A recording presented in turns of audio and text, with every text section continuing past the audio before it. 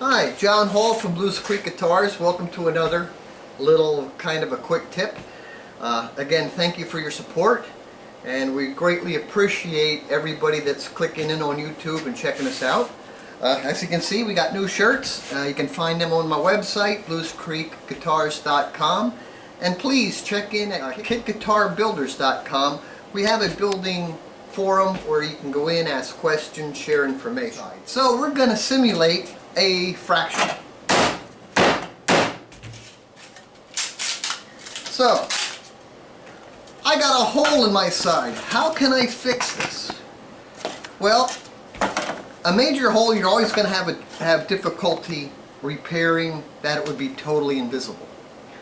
But I'm going to show you a simple way that you can make it structurally sound. Now we're going to pretend that we are in a guitar.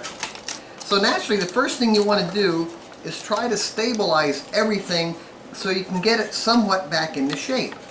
So the tools that I use for this are simple. Tape.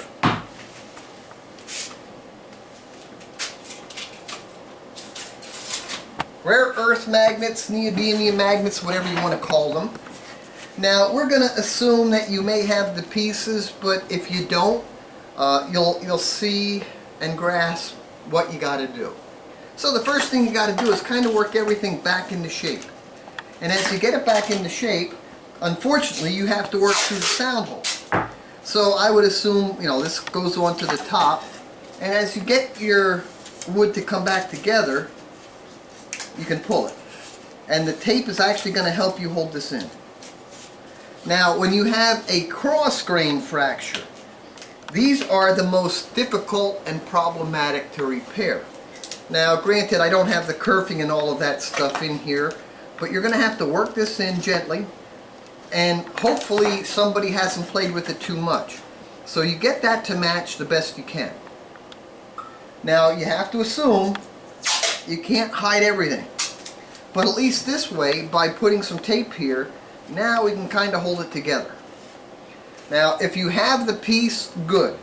If you don't have the piece, you have to take a backer, you attach the backer, and you can see by using these, and just don't pull them apart, it won't work. You got to kind of kick them off, slide them. So you just slide them off, and you can slide them like you're peeling bananas.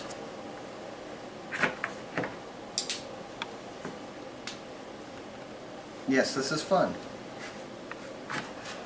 So you can see these guys got some pull. Now what I will do is I will take a razor blade or a scissors. I actually decided to use, I have stretchy tape here. Now you'll be able to see when we're all done what this will look like. Now what I want to do is I want to get a backer.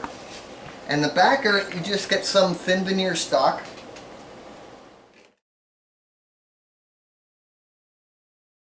Okay, so I'm going to cut strips. You can cut them with a knife, cut them with the scissors. You can do whatever you want. Now, I'm cutting across the grain. I'm not really worried too much if they break a lot. Okay.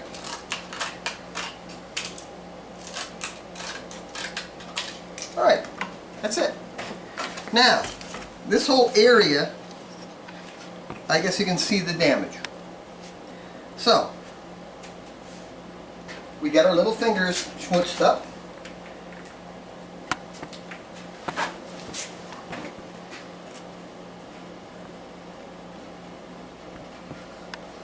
Now somebody's saying, well, why don't you use super glue? Well, yeah, I could. I'm choosing not to, because here I can work this into the crack. You can see it going in.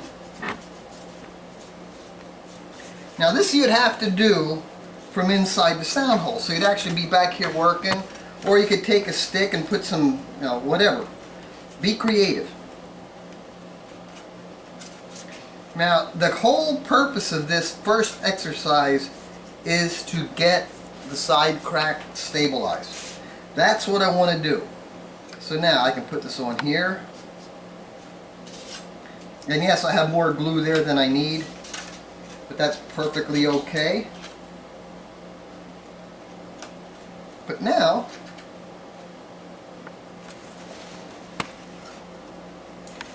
I want to clamp this in. Now if you reach in through the sound hole, okay, your hand's back here, and now, see, they work like a clamp. That's your clamp. And sometimes they like to double up. And you can see that, ouch. You can see that this can be a lot of fun, so you have to really be careful and get these all laid out ahead of time.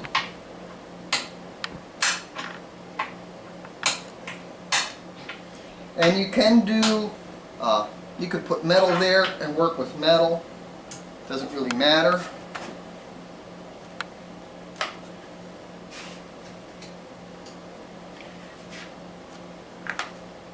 So now you can see how this is starting to work.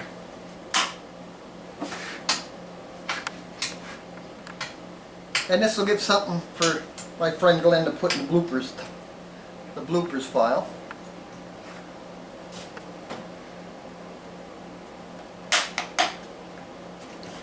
And you don't want to let them doubled up. These little guys here are very affordable, and what I like about them is they do give you about 8 to 10 pounds of clamping force, which is about what you want. And when you get in here, so you're kind of getting the gist. This is what you want. Now you can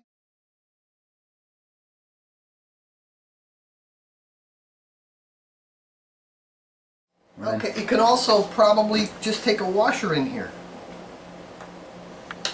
Yeah, and they seem to, it's got a hold.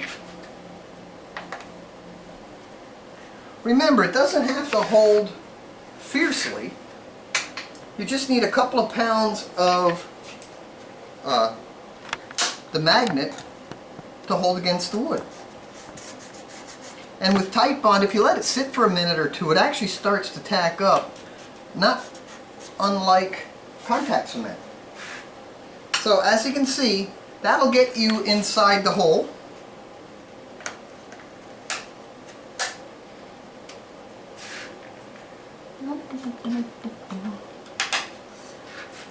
Okay?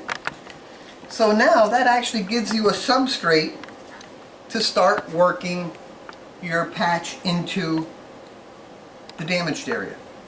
Now if you have the original part, the original piece, you may need to work that in first, which I should have done. Or you can just now start routing, opening this up when the glue sets, and put in a new patch. And let's pretend you don't have the piece. So I'm going to make a piece. You can take a piece of paper, you can do all kinds of whatever in order to find a way to make a copy of the damaged area. Me, I happen to have the bad piece, and I'm just going to cheat.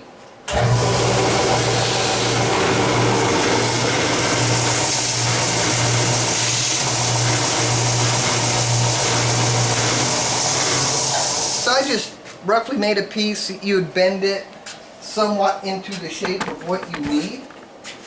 And then it's just a matter of working it into the damaged area.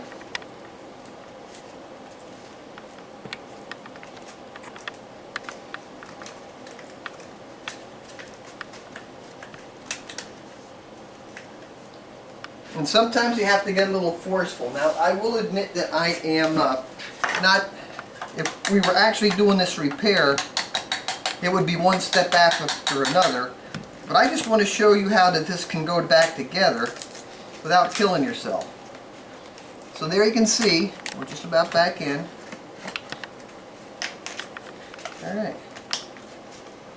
Now, I have it somewhat in. Now I can just flood it with glue. Hot, high glue, fish glue, tight bond, epoxy.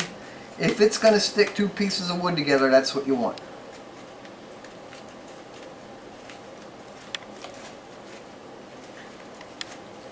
Now, naturally, we would assume that this stuff had set up for a day or so. But you can see, I actually got that to go reasonably well back together. We would allow the glue to cure. Then you'd have to do some creative fill work. You can use dust and glue, shellac stick, whatever you think you need. But we'll let this sit up for the rest of the day. And again, I would use the magnets as the clamp. And we'll come back later once the glue sets up, and I'll show you what we can do then to make the final of the repair work. But you can see the magnets are actually working. Here, it did go over the top of my veneer, so I can just work this back in for now. And there we go. So we're setting back up, and we'll come back to this and we'll show you the end result in a little bit.